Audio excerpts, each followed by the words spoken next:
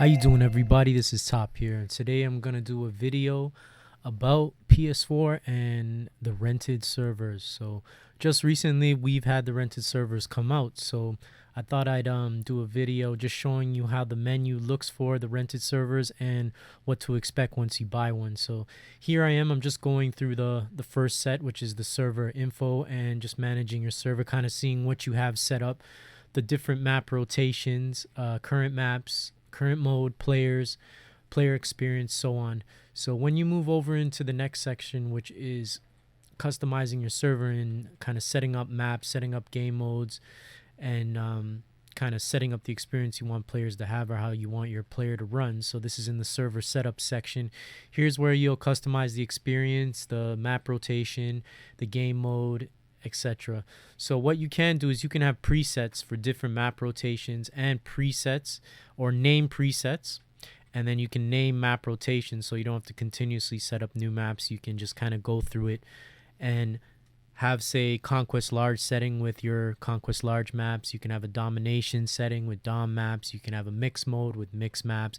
That way you just hit that name and then it will bring up those maps for you. So pretty easy to use. It's kind of the same thing along the BF3 line, if you remember having a rented server, and that's how you'd go about using it. So here I am just going through the server, customize in the map section. This is where we're going to kind of pick which maps we want. So I was playing around with Domination for a bit, and do remember that when you pick Domination, it will play twice. So when you pick one map, it's considered as two, so really you can only pick 5 maps: 2, 4, 6, 8, 10. So that's 5 maps, and they'll play twice. I think there's a way around this. I've seen a few people that were actually able to put the maps on one play. I'm going to try to see if I can figure that out.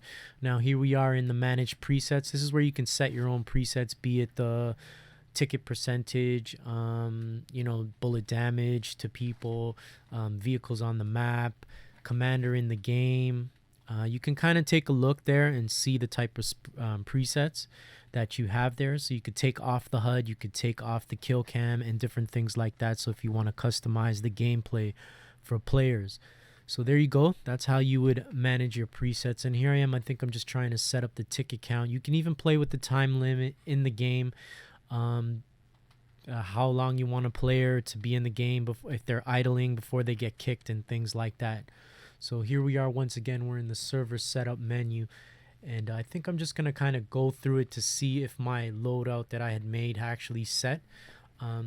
One problem I've been having lately, and I don't know if a lot of other players have been having the same problem who purchased the server, is that a lot of people seem to not be able to use the server browser function. So you'll be putting your server on ranked, and in reality, a lot of people don't seem to see it. They seem to be joining through quick match. Now, for people that are watching this video, please use your server browser, check ranked. I mean, if you want game modes with different maps instead of playing the same vanilla maps over and over, there's a lot of people who have servers up there that you could choose to play with different map rotations.